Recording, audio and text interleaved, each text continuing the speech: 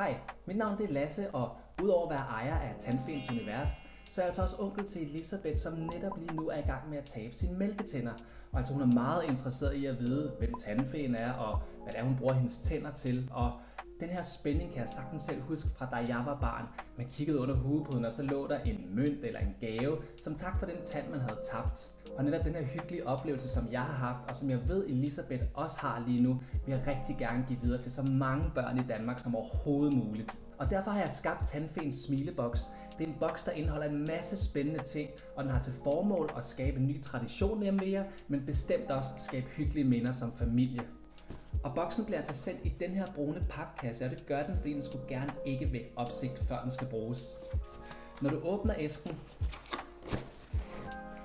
så ser du sådan en lille blå indpakning med et lille logo på. Og lad os prøve at åbne den.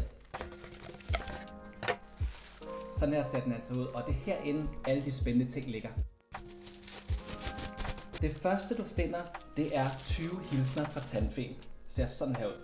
Den har både en forside og en bagside.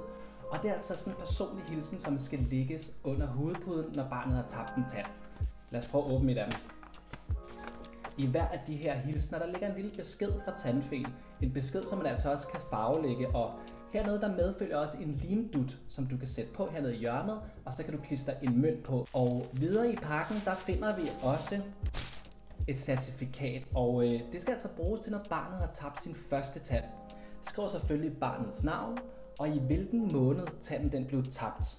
Vender man så det her certifikat om, jamen så finder du altså en hyggelig lille historie om tandriget, og hvad det er, at Tandfæen egentlig bruger de her mange tænder til. Og videre i boksen, der finder vi også en plakat, og det kan både være til en dreng eller til en pige. Og der følger nogle klistermærker med, og som du kan se her bagved, så er det altså hver gang barnet har tabt en tand, jamen så sætter man et klistermærke på netop den tand, man har tabt. Fordi så kan både du og barnet følge med i, hvad for en tand, der er tabt. Som du kan se, så er der altså lagt op til en rigtig hyggelig ny tradition, både for dig, men bestemt også for barnet. Hvis du har nogle spørgsmål til produktet, eller bare lyst til at vide mere, så er du selvfølgelig velkommen til både at ringe eller skrive til os. Så gør som hundredvis af andre familier og start en rigtig hyggelig tradition i dag med vores smileboks. Rigtig god fornøjelse med den.